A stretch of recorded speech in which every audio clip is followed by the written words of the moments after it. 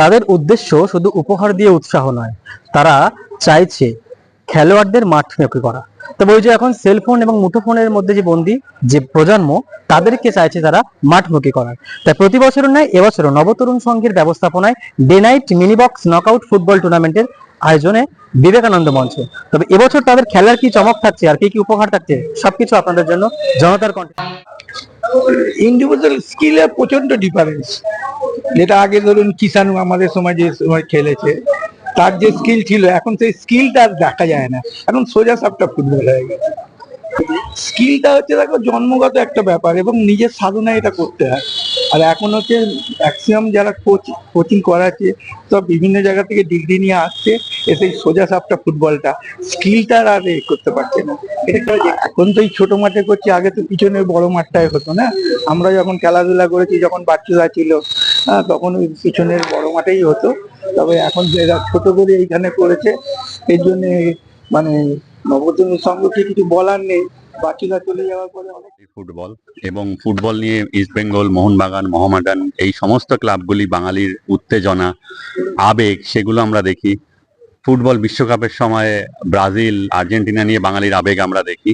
আজকের আমরা সেই আবেগ থেকেই আমাদের এখানে দীর্ঘদিন ধরে আমাদের যে বড় মাঠে 7 সাইড খেলা হচ্ছে, দীর্ঘদিন ধরে সেই খেলা হয়।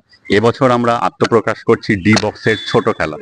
এটা আমাদের নবতরুণ সংঘের বিবেকানন্দ মঞ্চের যে গ্রাউন্ড আছে, সেই গ্রাউন্ডে এই খেলা আমরা আজকে শুরু করছি। এটা 2 দিন ব্যাপী ডে নাইট খেলা হবে এবং প্রায় 16টা টিম, সারা বাংলা থেকে 16টা টিম এই খেলাতে অংশগ্রহণ করছে।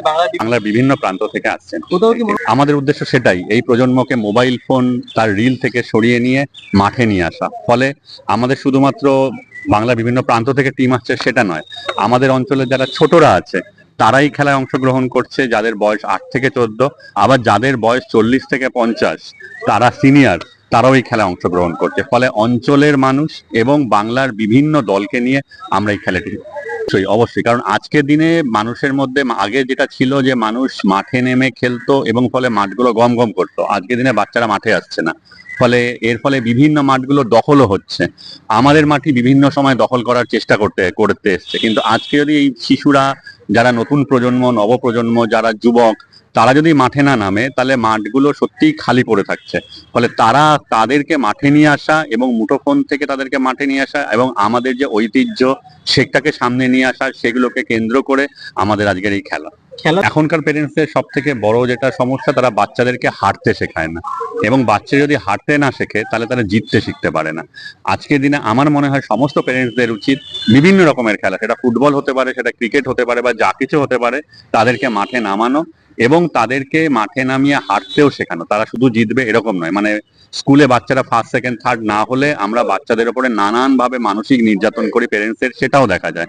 ফলে সেইখানে খেলার মাধ্যমে বাচ্চারা জিতবেন এবং বাচ্চারা আবার হারবেনও, এবং তাদেরকে উৎসাহিত করা, বকানো, তাদেরকে বোঝানো। ট্রফি 4 ফুট একটা winners trophy plus cash money আছে, আর second winners trophy plus cash money, এবং বিভিন্ন আকর্ষণীয় জিনিস আছে, man of the match, man of the series, best টুর্নামেন্টের প্লেয়ার যে হবে, আর বিভিন্ন রকম অনেক আকর্ষণীয় পুরস্কার আমাদের আছে। একদম আমরা আর আগামী দিনে আমরা চেষ্টা করবো টুর্নামেন্ট একটা বড় পর্যায়ে নিয়ে দেওয়া। এবছর 16টা টিম করছে, পরের বছর 32টা, তারপরে আস্তে আস্তে বাড়তে থাকবে। আমাদের লক্ষ্যটা অনেক উঁচুতে আছে, আমরা সেই টার্গেট নিয়ে আমরা এগিয়ে চলছি। হ্যাঁ, আমরা সবাই আশাবাদী, আশা করি যে এখানে যে বাচ্চারা খেলছে বা টুর্নামেন্টে অংশগ্রহণ করেছে, তারাও এখান থেকে পরবর্তীকালে বড় ক্লাব খেলার আমরা আশাবাদী রাখছি। কারণ এখনকার ছেলেদের মধ্যে যতটা কিছু ছেলে আছে মোবাইলের মধ্যে ঢুকে রিল, পাবজির মধ্যে, বাট কিছু ছেলে আছে মাঠকে খুব এখনো ভালোবাসে। আমরা আশা করি যারা মাঠকে ভালোবাসে তারা আগামী দিন